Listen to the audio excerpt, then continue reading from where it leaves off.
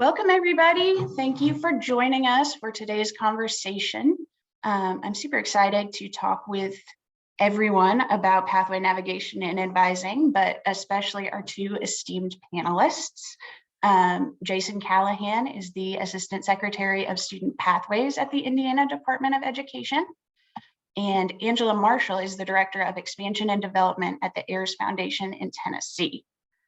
Now, this is going to bring a really interesting juxtaposition of perspectives. I'm really excited to hear about state level work from Jason and about local implementation in different parts of Tennessee from Angela.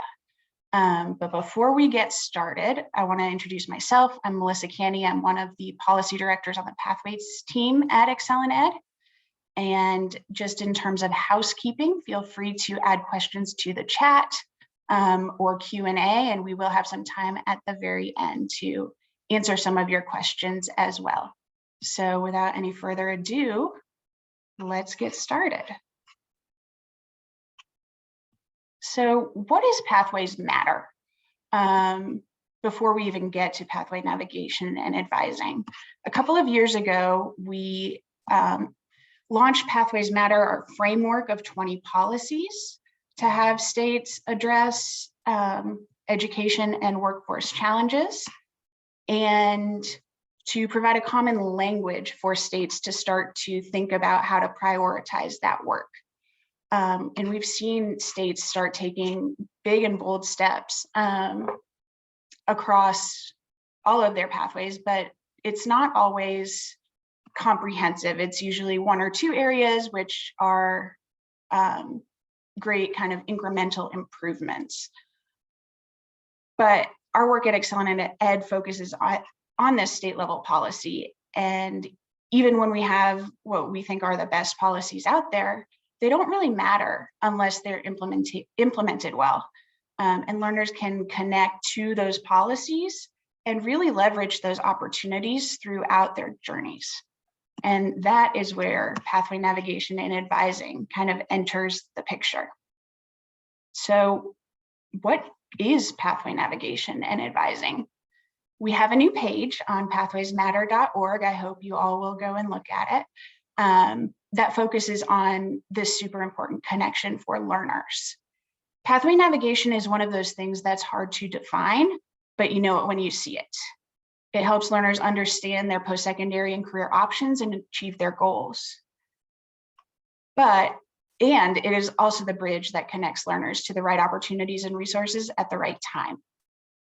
We also know, and this is our Excel in Ed kind of purpose, that it's most effective when it's supported by intentional and interconnected pathway policies. So I just said a lot of big words that sound super wonky, but how does it affect learners? How does pathway navigation and advising affect learners? Not every student receives the support they need. When it's done well, learners can make informed choices that ensure they have the tools and support they need to overcome their challenges. But for too many learners, pathway navigation and advising is inconsistent or missing. They may spend valuable time and money pursuing opportunities that don't prepare them for the future they imagine. And that might eventually cause students to just give up on their dreams or not realize the potential that they have.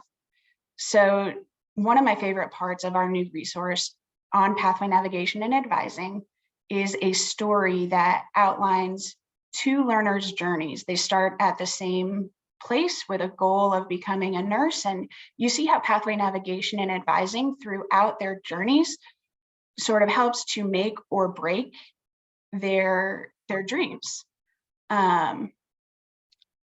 So I hope you guys will go look at that. I would love to show you, but I really want to get to the conversation with Jason and Angela. So we're gonna skip that part today.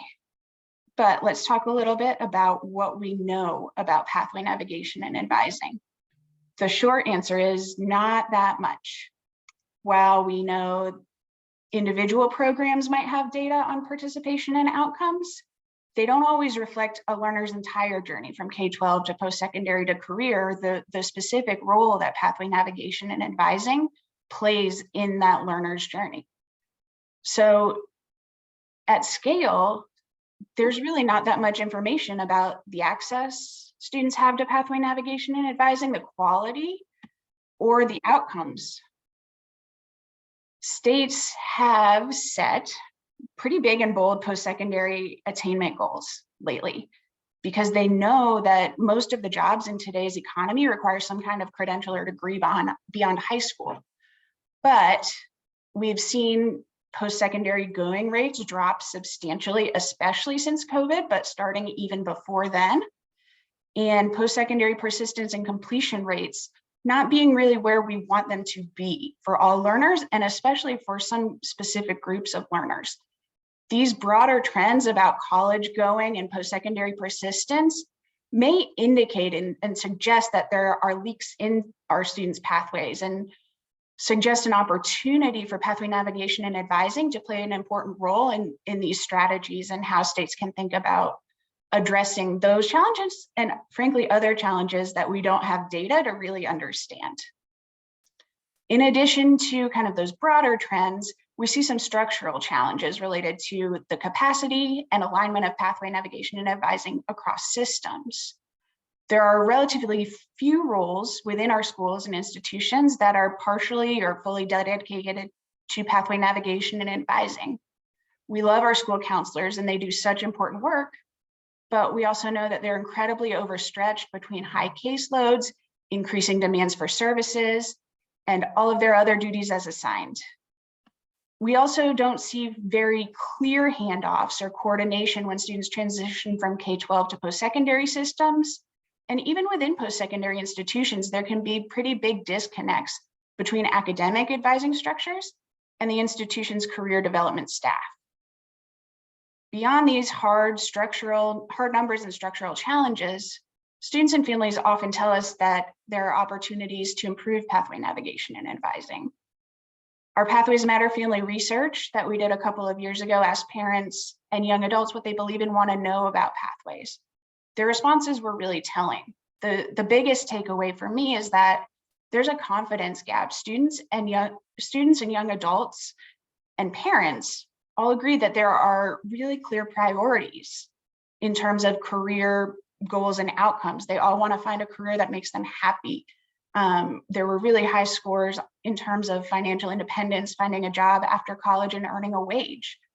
But when we asked them how confident they were that they would achieve the goals and priorities that they identified, there were huge gaps.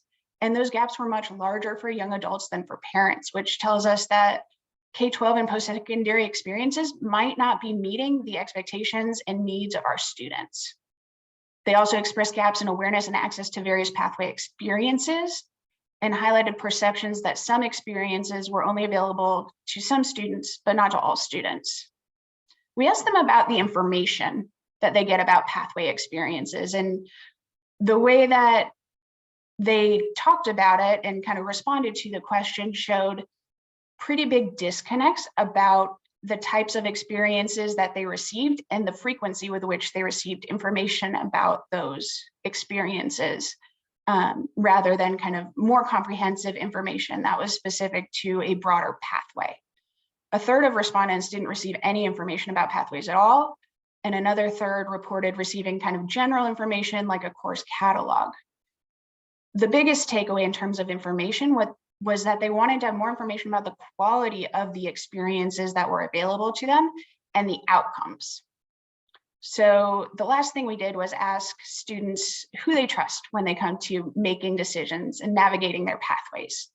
And they turn to their parents, they turn to family and friends, they turn to their teachers, but none of these groups of people have training or direct resources and experiences to help these students make these really, really important decisions throughout their pathway. So there's this critical gap to build capacity for pathway navigation and advising beyond the role of school counselors, not instead of, in addition to, and in support of, to help that whoever our students trust have the resources and information they need to help students make the best decisions for them. So I've talked a lot about kind of the context, but what is high quality pathway navigation and advising? How can I even tell you what it is when I told you already that we can't define it.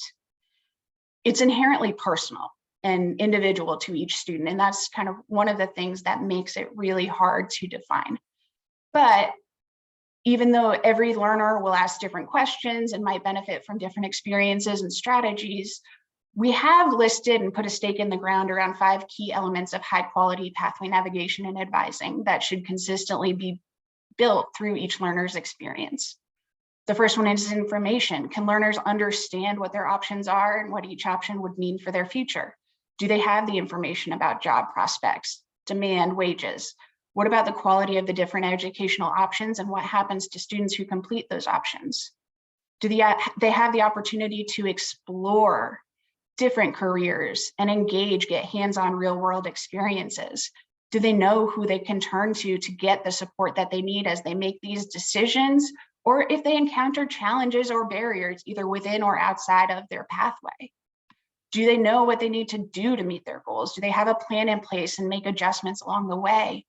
And do they know how the decisions they can make today might impact the opportunities that are available to them later in the future?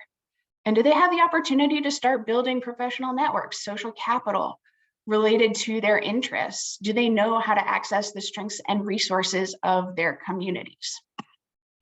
So what can we do if we say, you know, we have this challenge, pathway navigation is part of the solution, we have these key elements, what exactly can states do to support pathway navigation and advising? And we'll hear later from Angela and Jason about, you know, their specific roles, but we know there's no silver bullet. There's not one program or one policy that will ensure that every learner receives the information, the exploration, planning, support networks, all of those 5 elements at the right times throughout their journeys. But states can create policy conditions. They can think about starting a leadership council that brings together K-12 post-secondary workforce, all of which have advising and pathway navigation systems to collaborate around how they share this information with different groups of learners, create efficiencies, set a stake in the ground around quality and outcomes and expectations. They can also consider adopting a pathway navigator micro-credential, which is intended to expand capacity for more adults within and outside the education system to provide high quality pathway navigation and advising to the learners who trust them. And I would be remiss if I didn't connect back to our key policies from our Pathways Matter framework, where we've pulled out 5 policies that support high quality pathway navigation and advising, though we know that it's a two-way street. Pathway navigation and advising connects learners to policies, and these policies also support high quality pathway navigation and advising. So I won't go through and talk about all of these, but they help ensure that learners and families have the information they want and need. They help learners explore careers and gain real-world experience, and they ensure that their experiences count and are valued across systems, and that students' credits or experiences aren't stranded as students transition to new things. So I am going to stop talking now, turn it over to the real experts with the boots on the ground experiences, and I will give Jason a chance to tell us about the great work that Indiana is doing. Thank you, Melissa. Good afternoon or good morning, depends where you're at today. So pleased to be with everybody here this afternoon to talk about pathway navigation and specifically the work that Indiana has mapped out. And if I can buy myself a quick moment, I can get my slide deck up here.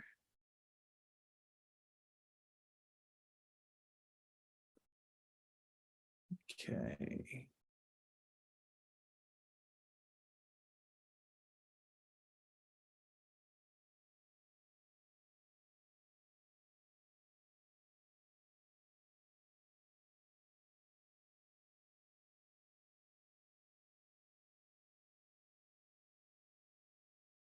Okay, so as the Assistant Secretary of Student Pathways, I began in this position in January of 21 when Dr. Katie Jenner was appointed as the first State Secretary of the state of Indiana.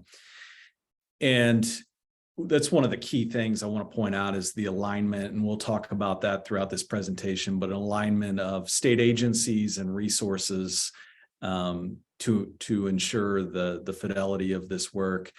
Dr. Jenner, and again, we came into the administration right after the pandemic, and the pandemic, as many of you know, shined a light on the inequities that have been occurring for a long time.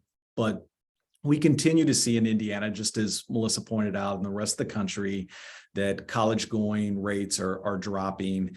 No different in the state of Indiana. In 2020, our rate was 53% of high school graduates matriculating to a post-secondary system in the fall. And that is a gap of about 23% between what our parents were saying. We did a Gallup parent engagement poll, and 76% of our parents in that poll said that they believe that their students or their child were going to matriculate to some post-secondary. And we know, again, that rate is 20% less, which is really the difference of about 20,000 students who are not even making it to a college campus. And I believe listening to Commissioner Lowry at the Indiana Commission for Higher Ed, that the current data would suggest that less than 30% of the class of 2023 will finish their post-secondary education within 4 years. So Dr. Jenner really wanted to use this opportunity of this high talent demand, this lack of relevance in the education system, to really address some outcomes. And so we have raised up 3 pillars: student outcomes, teacher development, and then systems build. And I'm going to go through these real quick. One of the key areas, and my key area of focus, is K, or really PK to post-secondary pathways and linkages. We want to make sure that if we're going to change the outcomes, we're going to need to change the system, and that can't be done without looking at teaching and learning. And so we are focusing on teaching and learning as well, and then systems build. We also know that if we're really going to think about the Monday after graduation, we have to really start blurring the lines between K-12 and higher ed. And in order to do that, we need this systems build. Start thinking about beyond academic mastery to skill development, to post-secondary readiness, not being random acts of college and career readiness, but really thinking about post-secondary credentials in the K-12 space, as well as high-quality work-based learning. And so in order to achieve this, in order to ensure that we have streamlined pathways, we have to take a deep dive into the system. And under Dr. Jenner, we really started with thinking about statewide accountability. One of the beliefs that we had is that the high school diploma no longer carries the currency that it once did, and that our accountability system is largely fragmented when we think about English and math test scores in grades 3 through 8, graduation rates, and then, as I've made a comment, random acts of college and career readiness, or some proxies of college and career readiness. And so we wanted to build a comprehensive system that really begins in that pre-K and then goes, like I said, the Monday after graduation. What gets measured gets improved. And so we knew that if we were going to move that needle, we needed to think about some different metrics. And so legislation, House Enrolled Act 1514 in 2021 charged the department with coming up with a multiple measure dashboard. And so right from the very beginning in January of 21, we started talking about what are those indicators that we would want to put on our dashboard.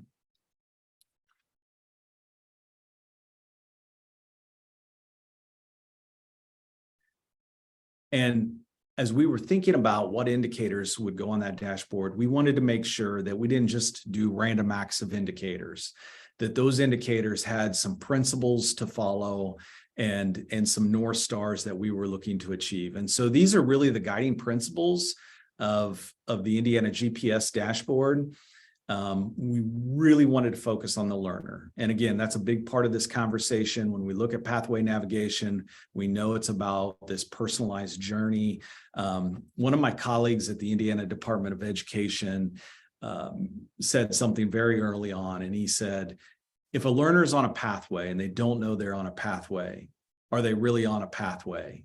And we resoundingly say no, they're really not. And they're just following hoops or tradition or the guidance of a school counselor or a teacher or a parent, but they're not really on this self-navigated pathway. And so wanted to foster this learner-centered, future-focused system, really thinking about, again, real outcomes beyond high school graduation, building those strategic partnerships to make that happen. And then this transparent and nimble system that is responding to this growing global marketplace. In addition to the guiding principles, we developed a profile of a learner. We really felt like this would center our indicators. So again, so that this conversation didn't feel like, well, we have students who are struggling to still learn how to read in math concepts and those fundamentals early on. We wanted to make sure we continue to elevate academic mastery and really focus on that still, like we have been for 100+ years, right? We wanted to focus on not just, again, random CCR, but really completion of those credentials, even if they're short-term credentials. In the data, as we started looking at this, we found that 64% of Indiana high school graduates are earning dual credit or dual enrollment or college credit through AP. And out of that 64%, 2/3 of those students are leaving high school with 13.5 college credits. That's with very little intentionality in regards to credentials. And so we felt like very quickly we could move that by being intentional. And then high quality work-based learning experiences. And we'll talk about that shortly. We also are elevating key skills with those knowledge or academics, communication, collaboration, work ethic. And then the last one is really our citizenship characteristic, that civic, financial, and digital literacy. So this past December, we launched the Indiana GPS, or Graduates Prepared to Succeed dashboard.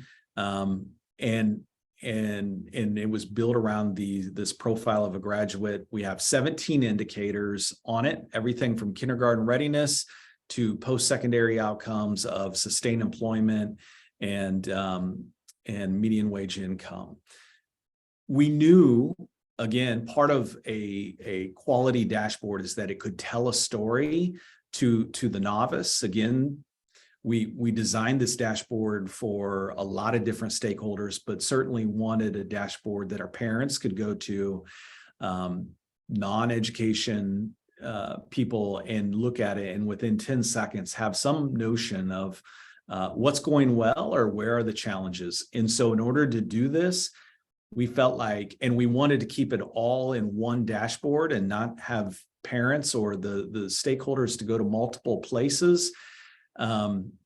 We layered our dashboard. And so the first layer is a scrolly telling, and I'm going to get to it here in a minute, but that scrolly telling is a feature that Apple uses to sell products like their AirPods, that really tells like the why. Why do you want to buy AirPods? Why do you want to spend $300 on AirPods? And so they tell you the story, and it's the same thing. It's like, why are these indicators important? Why should they be important to the Indiana or to parents or to students? And so we begin with the scrolly telling. It lands on a state infographic page, and then it drops down into district and school landing pages. Shortly thereafter, and this is a very iterative process that we are undertaking. One of the things that I really am so proud of our department and Dr. Jenner's leadership is that she had the courage to say, like, we can't wait for the perfect. We can't wait for the perfect in order to start this work. We have to start this work now. So again, House Enrolled Act 1514, we are 18 months ahead of schedule when we release this.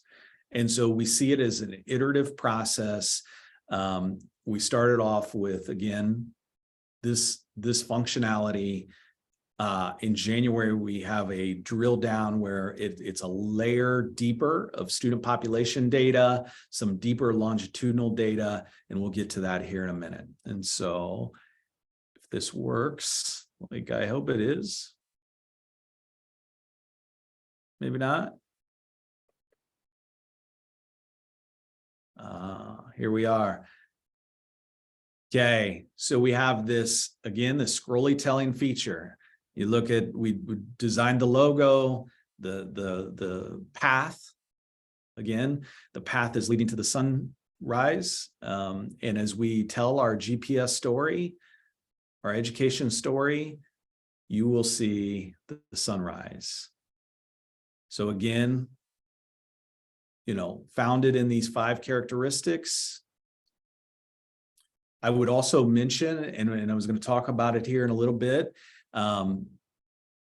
we really encourage all schools to start with these 5 characteristics and engage their community in a conversation about how do they develop this. Again, this is not just grades 3 through 8 in high school. This is a PK to really career story that we want to be able to tell through data. Again, where do we start? As I said, this is an iterative process. So kindergarten readiness and pre-K to grade 2 literacy progress are indicators that we have not defined yet. We are still working on the business rules. So some things like 3rd grade literacy, we already had an assessment for, we knew what we were doing. But others, we are still working on those assessments.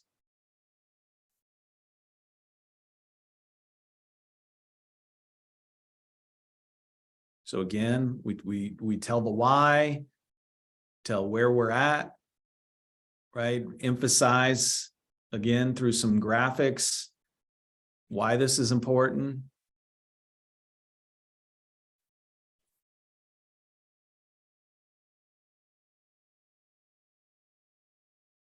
And we keep moving through. And at the end of it, after we tell our why, we tell our story, the sun rises, and then we have the state landing site. In addition to like the compartmentalized data there at the top, we also say where we're going. And so this was key, and this has been key in sort of rethinking accountability. And let me stop by saying, in a state of Indiana, our accountability system still is back to that English and math 3 through 8 and grad rates and CCR. So right now we're working with our General Assembly. Again, that was one of the reasons why we wanted to get this out into the wild very quickly, is so that we could justify this conversation of evolving accountability to this multiple measure, really outcome-based as opposed to proxy-based system. And so 3rd grade literacy by 2027, 95% of our students will reach that. Our grad rate, employment enrollment is one we may not put a North Star on, just because we're still grappling with what that means. 6th grade math growth, and then college and career credentials. I'm just going to go through this real quick. Is that 2 minutes, Melissa? Yeah. I think I can catch up on the other slides. So again, in that 10-second view, we have these dials, tells that story. The indicators, the green, the red, show, is this data going up, down? Hey, Jason. Yes. Sorry to interrupt. We're seeing your slides, not a demo. Oh, still slides. Okay. Well, we're at 2 minutes. I'm going to put the link. Oh, that's terrible. I'm going to put the link of it in the Q&A in the chat, and then so I'm going to stop sharing.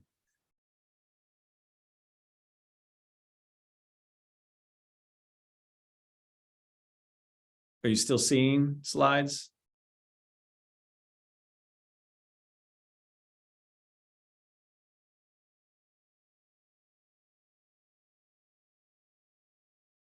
Oh, that's terrible.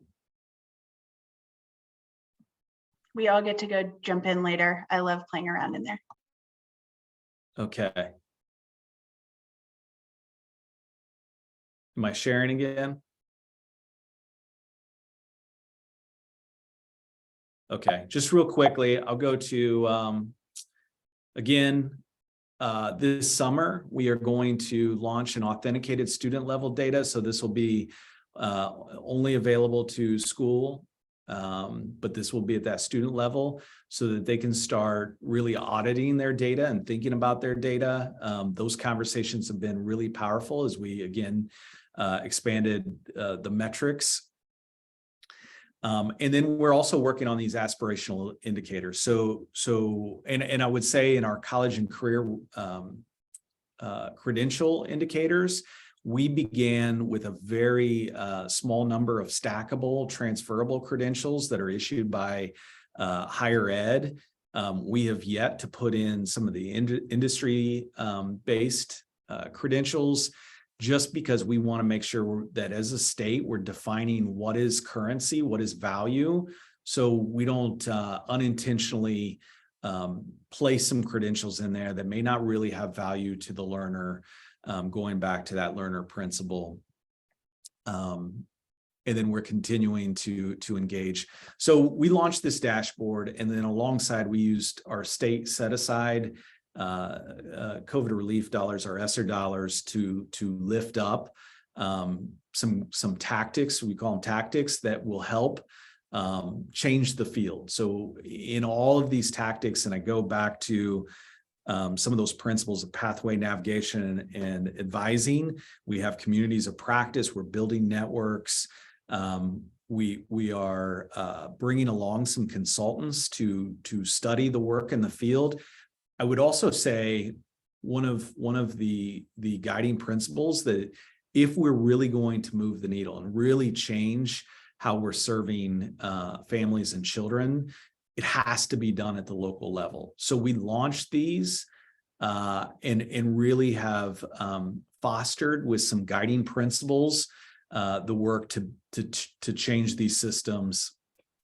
So again, thinking about credentials, work-based learning, we have lifted up. Prior to COVID, we had a rural early college network where we had some rural high schools that were doing early college work really well, mentor other rural schools. And so we created the Urban College Acceleration Network, or UCAN, to do the same thing in the urban space.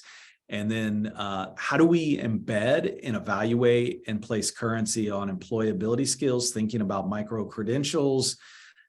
Crossing the finish line was collaboration with our commission and our Department of Workforce Development to really look at students, again, coming out of the pandemic, who might have missed experiences and been unable to finish a credential. And we are working right now with the General Assembly to create a legacy of this and continue with I think a 2.5 million annual line item to continue to do this work, so that students who are near completion can finish before they the summer after they graduate. And then we're working with the Indiana Chamber in our governor's workforce cabinet to expand a higher ed work-based learning program and to the high school level. Thank you, Jason. I love, every time you talk about it, I get more and more excited. I love GPS. Indiana is doing some excellent work, and I love the way that you talk about the iterative nature of this and really focusing on getting that information to students and families, as well as to drive kind of policy and program changes. Angela, you ready? Yes, ma'am.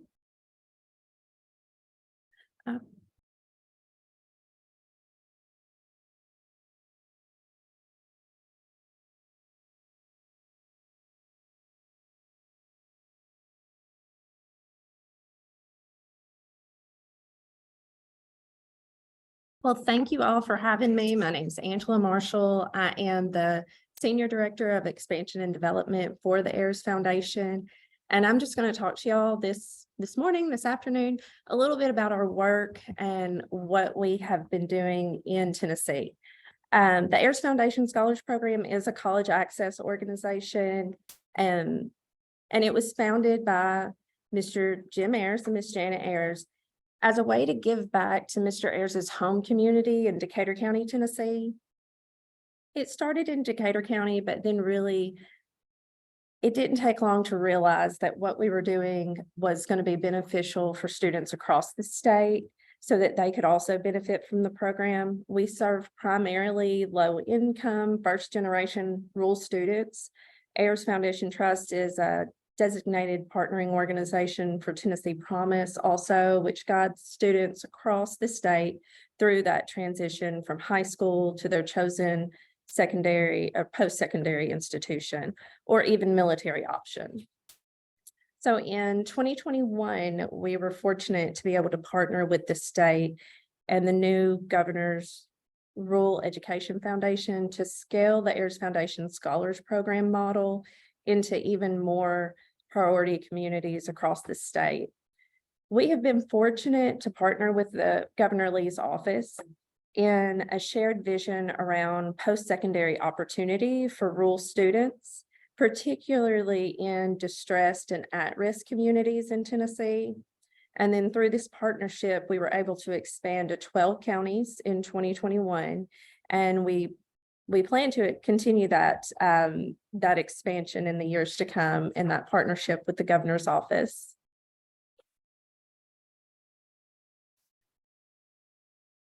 The Ayers Foundation Trust footprint includes the Ayers Foundation Scholars Program, and we serve 19 high schools, rural high schools in Tennessee. We have 2 high schools in Missouri, and approximately just over 13,500 students that we have access through the communities.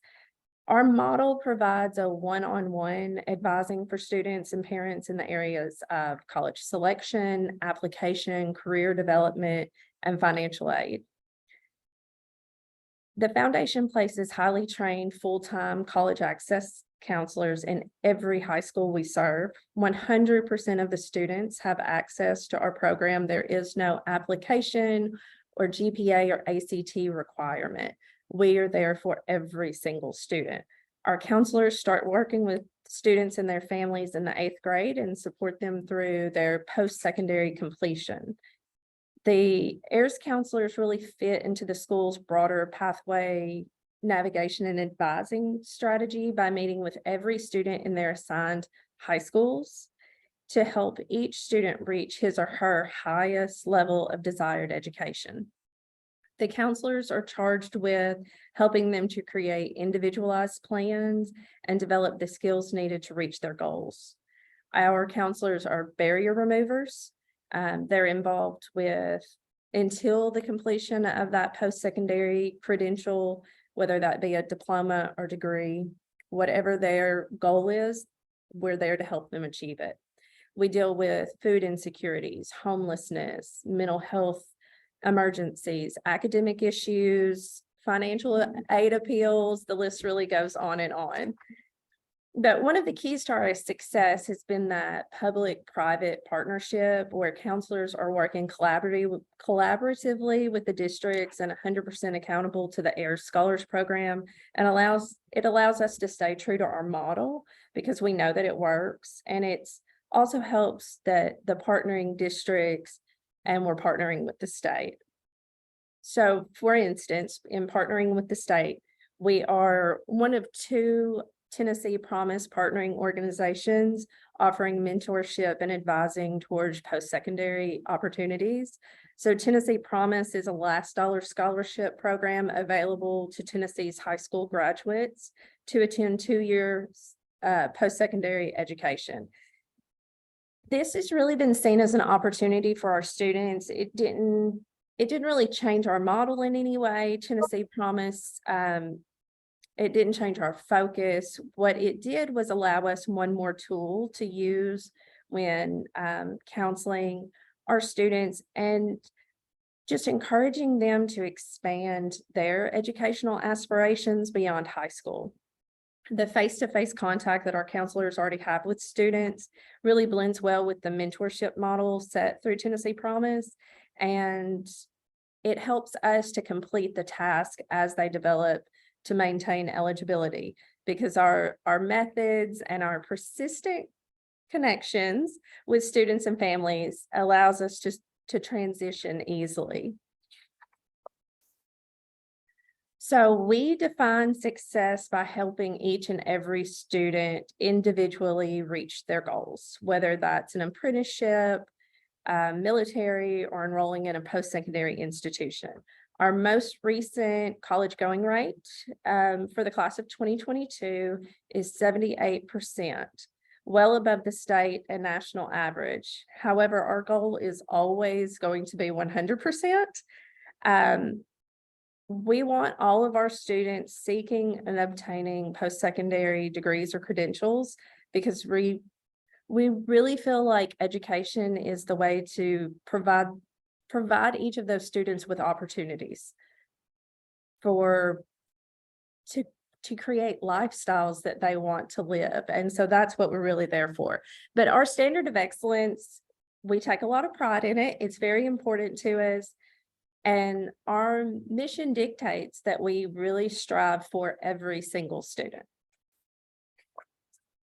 So just to get a little more detailed with our 78%, we've got about 35% of our 2022 AIR scholars attending four-year universities, 24% in two-year colleges, so community colleges in Tennessee. 18% are attending TCATs, which is our Tennessee College for Applied Technology. These are our state's vocational and technical training institutions.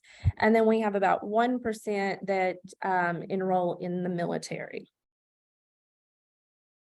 And many college access organizations don't include the military option when they talk about their statistics, but we really feel like the skills and the training that they receive through the military enrollment it leads to certifications and later employment. And we think it's still really important. So for our expansion schools, the newer schools to our model, it has proven to be very effective. We had an average increase of 19% in college enrollment with our new AIR schools. On average, we entered the schools, the college going rate was around 46%, well below the state average. But we've helped to develop an unmatched increase in college going rates within the first year. And 2023 is, in terms of the early indicators, the FAFSA completion rates are quite high, and that really leads us to believe that we're going to have some, great results this year too. 97% completion or submission for the financial aid application. It's not all about just getting the students to enroll in post-secondary. In the end, what we want are completers. So the data available for retention is based off our 5 original high schools, because our expansion schools, we don't have that data yet, but we will. And we do expect those numbers to trend with what we've seen in our, 5 original high schools. These retention rate numbers include completers and students that are still actively enrolled. I can't really look at this graph without mentioning that you see 17, 18, 19, 20, there's a drop there. And I think we can all agree that COVID it took a hit to our college kids. They were thrown online. Their instructors were thrown online too, and it became a real struggle. Our retention numbers are far greater than the state average. You can see here the 1-year retention rates between Tennessee and the AIRS Foundation. And then you can also see the 6-year graduation rates between Tennessee and the AIRS Foundation scholars. And just to clarify, the completers have received either a degree, a certificate, a diploma. Over the 20+ years of the Air Scholars Program, we've helped thousands of students access and successfully complete college. This snapshot really changes constantly because as semesters in, trimesters in, we have more and more completers every year. And these students are across the nation. They are attending colleges, universities, and other post-secondary institutions all across the nation. And even when they are not local to their high schools, they know that they can still rely on their AIRS counselors to be their support system back at the high school. We continue to support them through their financial aid applications, scholarship applications. We help students prepare for their grad school interviews. Whatever they need, we are there to ensure that they are able to successfully complete and reach the goals that they had set for themselves. Our data is more than just a set of numbers for us. These are our kids, and we take pride in their accomplishments. We kind of see it that we've played just a small piece in their overall success of their lives. And we've got a lot of data and indicators about student success, from ACT scores, dual enrollment, completion. But we've mostly used that data as a tool for ourselves to kind of validate our work.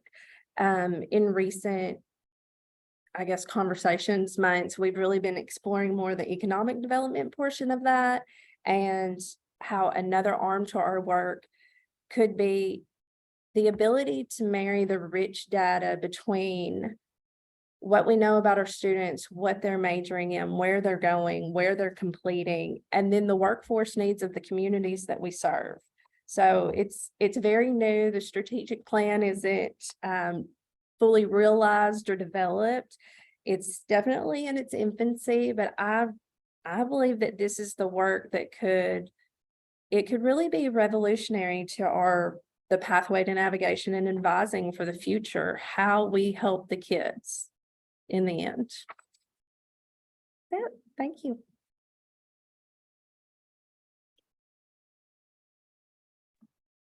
Angela, I love that. I used to work in Tennessee, and I was always so impressed with the AIRS Foundation, their commitment to data, the outcomes, and just the lives they change. And so every time I hear what you guys are up to and how you're looking forward, I'm just even more excited to watch that adventure unfold. So we have 10 minutes left in our conversation. So I'd like to ask Angela and Jason one question each, and then we will open it up for Q&A. So if anyone in the audience has questions they would like to ask either of the panelists, please feel free to send them in now and we can address them very soon. So I think the question I'd like to ask both of you relates to the lessons you've learned and the promising practices. So what have you learned through doing some of this work? How would you respond if someone from another state or another region or community asked how they can think about the work that you're doing and adapting it for their state? So Jason, for leaders in other states saying GPS sounds really exciting. I can't wait to go dig into it on the website. What would you tell them to think about in terms of policies, data, et cetera, to have in place before starting? And are there any lessons you've learned so they can avoid the same pitfalls? Yeah, thanks, Melissa. Definitely, I mean, have those North Stars, have those guiding principles, because I think it's real easy as you start digging into, like, what are those indicators? What things matter? And again, secondly, I would say, the state that we really connected with when we started researching kind of a profile of a grad and thinking about dashboards was Utah.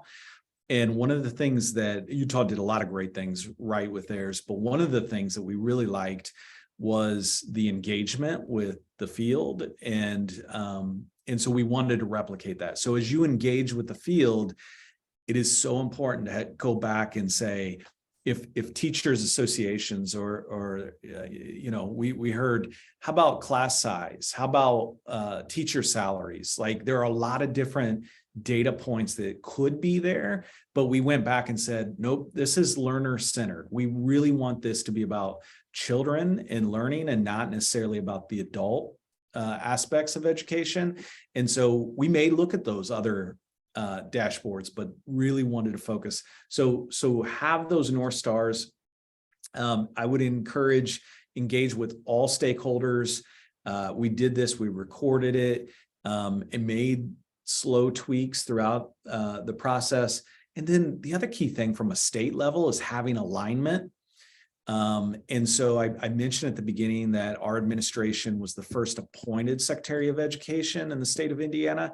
That was huge in aligning the Department of Ed, K-12, higher ed, DWD, everybody underneath the governor's office. And so we're all working with the same North Stars, and we're all in the same boat, rowing in the same direction.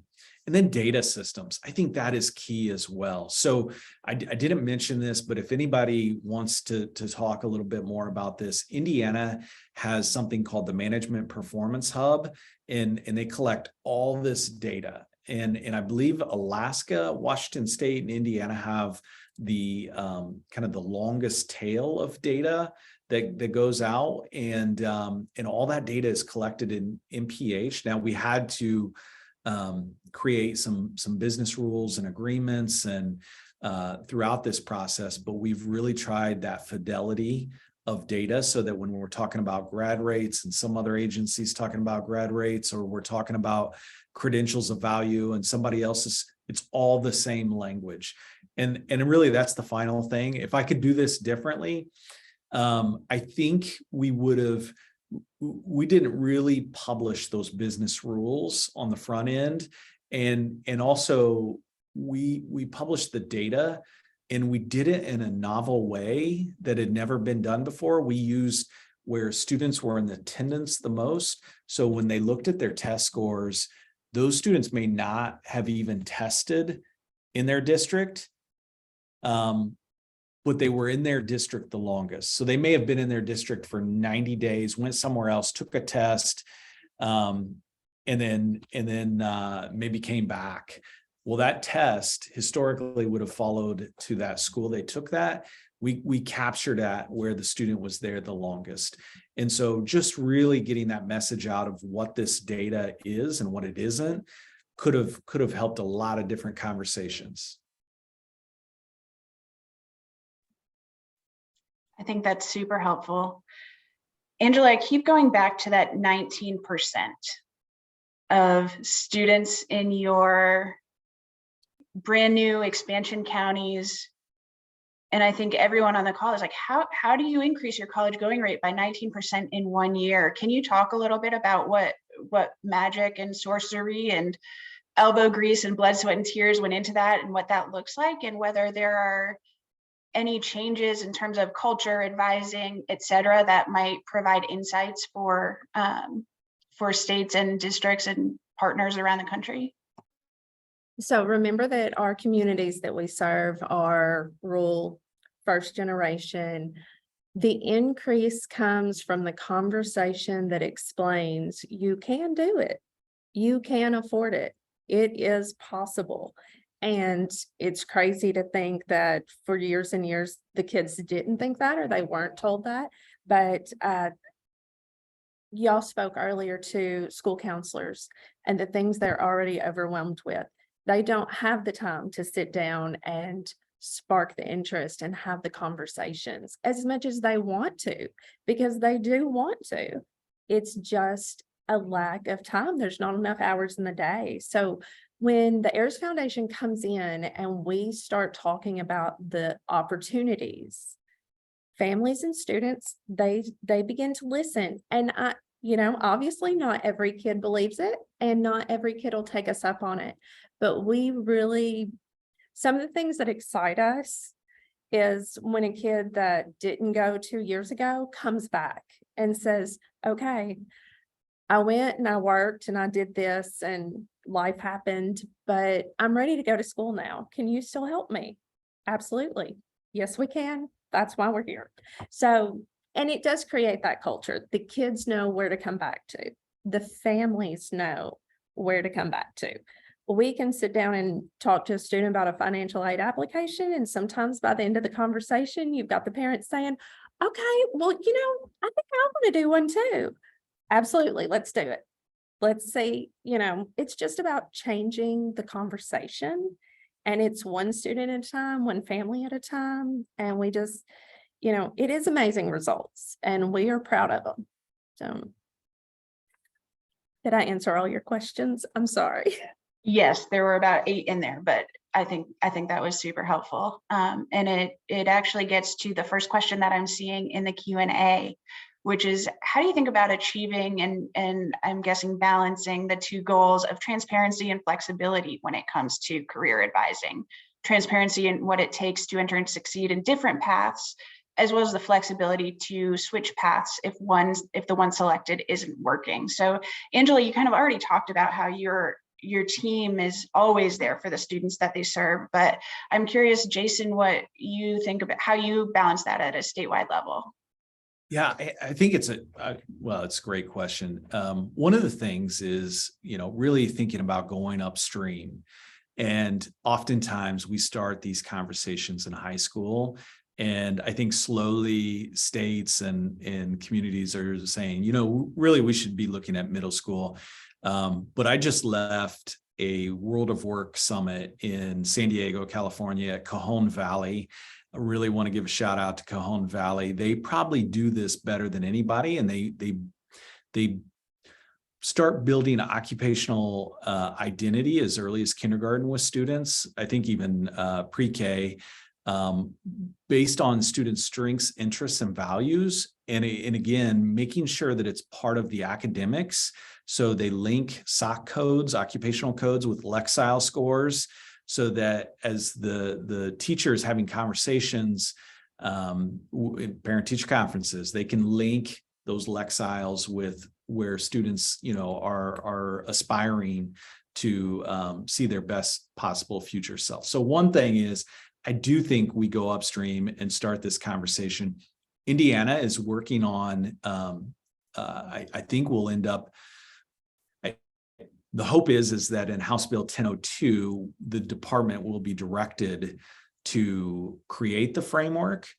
And then we're working with some stakeholders on building a complete pre-K to career framework that begins really kind of K-8 career exploration, 6-10 engagement, and then 11 to career is really that high quality work-based learning experience. So part of it is, again, just information and the opportunity to really engage so that they can really learn before they start having to pick those tracks. But honestly, there is a lot of flexibility. I think when you start thinking outside of, we're starting to look at high school courses in middle school as well. There's a lot of reasons in our past accountability system why people didn't even consider it.